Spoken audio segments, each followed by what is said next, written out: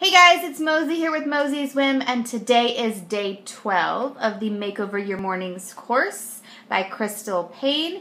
If you have not joined me yet on this course, there will be a link in the description box below or at the foot of the email if you're checking this from my newsletter. So, day 12. We only have 3 more days to go, including today, and then we are all done with this course, and I am excited to almost be at the finish line.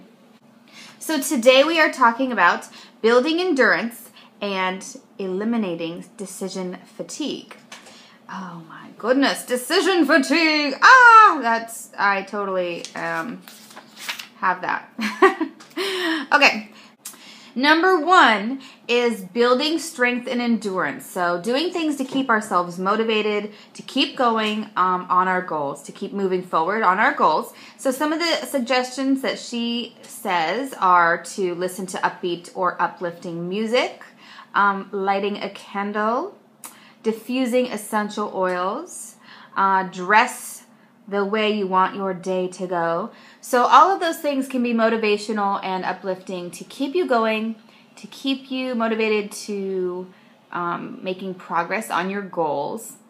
So the second thing that she talks about is eliminating decision fatigue. So that's the one that I want to spend most of the time talking to you guys about, is eliminating decision fatigue. There's a baby behind me. Say hi. Hi. There's a baby. Okay, so I want to tell you guys a little story. So she says to pick 2 things that currently cause you some stress because you have to make so many decisions about them. And one of the suggestions that she talks about is wardrobe and getting stressed out about picking out what you're going to wear for the day. And she suggests maybe doing a capsule wardrobe. So I wanted to tell you guys my story about when I did a capsule wardrobe during our move this last year. So we were moving, and the house that we're in now was not available for a month and a half from when we had to move out of our previous residence. So we had about 5 or 6 weeks that we had to live somewhere else until this house was available. So what we did was we rented a double wide trailer on the dairy farm that's out here. And it was very small. So it was 2-bedroom, and so me, my husband, the baby, and my youngest son all shared one room, and then my 2 older kids had a bunk bed in the 2nd bedroom. And they were both very small bedrooms, and we really couldn't fit very much of our stuff in there. So what I had everybody do was minimize all of their belongings down into a bag and a tupper, like one of those 18-gallon tuppers.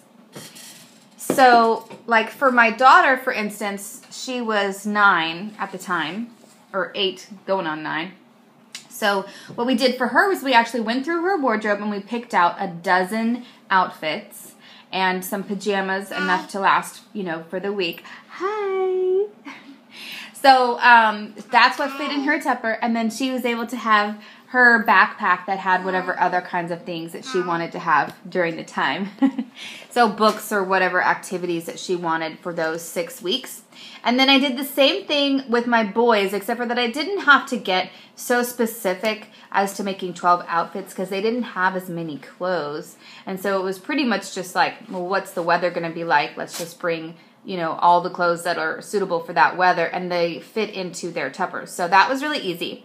For the baby and myself, I did minimalize our wardrobe down into a certain number of outfits, so that it was really, really easy for me to, 1, do laundry, and 2, get her dressed and get myself dressed every single day. And I really enjoyed that, and I used something called Project 333 to give me inspiration and figuring out, how I was going to pare down my wardrobe. So I will put a link to that below if you've heard of Project 333. Basically what it is for every 3 months you pick out 33 items to go into your capsule wardrobe that are good for that season. So you do it 4 times a year when the season changes, so that you have the appropriate clothes for whatever kind of weather you're dealing with or whatnot. And the 33 items include shoes and accessories, and like hats and scarves, but it doesn't include like sleepwear or workout wear, things that you have to change like every single day. Otherwise, you would have to do like your laundry, you know, all the time, because you'd run out of underwear and socks like right away. So anyway, okay, so that's my story about going through a minimalist wardrobe. Now, since we moved here, what I found, I found some pros and some cons of having a minimalist wardrobe. One pro was that it was really, really easy to get dressed in the morning. It was really, really easy to do laundry. It was really simple. And the con that I found, though, was that my clothing started to wear out faster than it had been wearing out before. Now, granted, a lot of my clothes that did wear out during this time, they were not brand new. So maybe if you start this off with a brand new wardrobe, then your clothes will last longer because they're being washed and worn so much more frequently. But if you're going to start off with the clothes that you already have that might be, you know, several years old or whatnot. Ooh, there's the phone. Okay, hold on, guys. Okay, guys. So, so the con is that your clothes start to wear out faster. The more you wear them and wash them, the less, the shorter they will live. Okay. Is this particular area something that I'm going to be changing for myself in order to reduce decision fatigue for getting dressed or using my wardrobe? Yes and no. So what I've decided is I'm not doing a minimalist wardrobe anymore. I've gone through the KonMari method and I got rid of a ton of clothes. If you haven't seen that video, check it out. It's on my KonMari playlist under playlists, the playlists tab on my YouTube channel. So I reduced my clothes. So now what I decided was that I just wanted to be able to open my drawer and pick out a pair of bottoms and have the bottoms go with almost every single top that I own.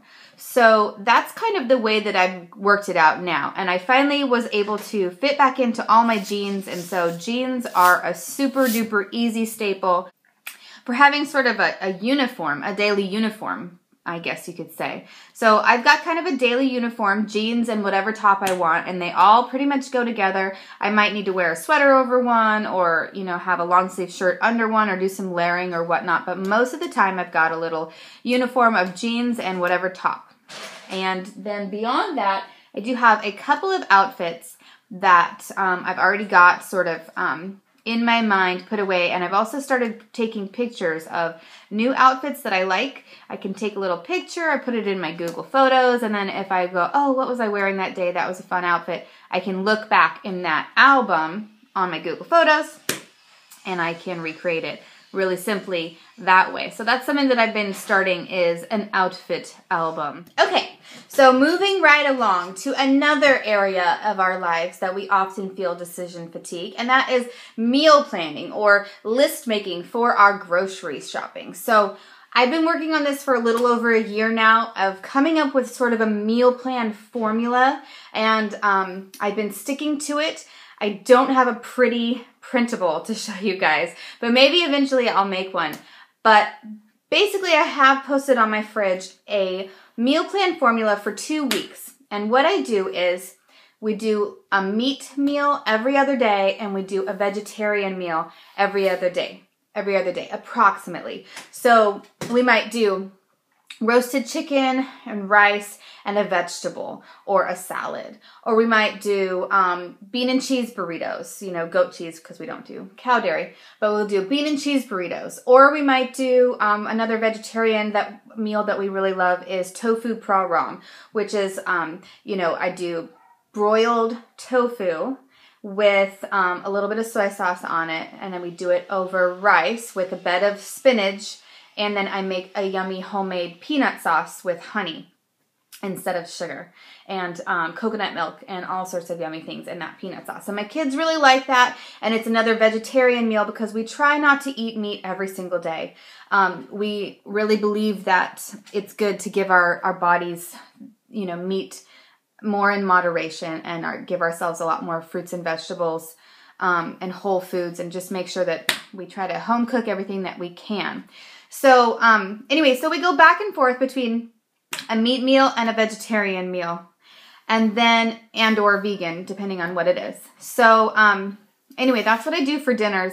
And then I've got sort of, you know, like I was talking about the other day, I've got a little staple, you know, a few different staple breakfasts that I like to keep on hand at all times so that each person can have what they like for breakfast. That's what I do for meal planning. I'm creating sort of a formula, and then it makes grocery shopping really easy because I've got a 2-week formula that I can move around. I can change, I can put all the different you know, meals, I can put them into different days if I want to. I can order it a different way. I can make different meat, you know, grain, vegetable combinations.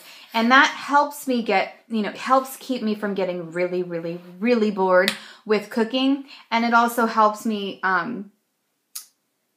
keep from getting tired with the meal plan, because I have done meal plans in the past where I have meal planned out the whole month and then tried to repeat it. And that's about as many weeks as I would want to meal plan out ahead and try to repeat is 4. So I've tried to do that, and I just got really, really bored. So even though this meal plan is a 2-week meal plan, for some reason I'm not bored with it because I can mix and match things and move things around, and so I can still keep an air of spontaneity when I am cooking. Okay, so my list, I can just reproduce that list every single 2 weeks, and I use it, I keep it in my Evernote, and it's got cute little check boxes, so we just check it off as we get it, and then the next week I'll just uncheck all the boxes, and we'll just check off what we already have in the pantry, and then I will know what I need to get. So that makes grocery shopping a lot easier. So the other thing that I wanted to talk about real quick, which has to do with meal planning, is something that my dad used to do, and he probably still does this. I don't know. Do you still do this, Dad? He would make a salad at the beginning of the week and keep it in the fridge. And then throughout the whole week, we would just eat salad with dinner, or we would eat salad as a snack. It would just be there, and it would be a great and easy way for us to get a daily dose of, you know, variety of vegetables. And I really loved that. And one of the, I want to incorporate that into my household as well, because I love eating salad, but I don't like making it very often because it's not something that I can easily do with one hand, and it's not something that I seem to be able to do when there's a lot of chaos going on in my house for some reason. I don't know, salad is like one of those things that ends up getting skipped over if I haven't had like a moment of peace to make it. So if I make a big batch of salad in the beginning of the week, now granted it won't last very long because we have a lot of people in this house and it'll get eaten rather quickly, so I'm probably going to have to make a large salad a couple of times a week in order for this plan to work. But if I do that, then at least there will be a couple of days where I won't have to make the salad and it's already made for dinner or for snacking on.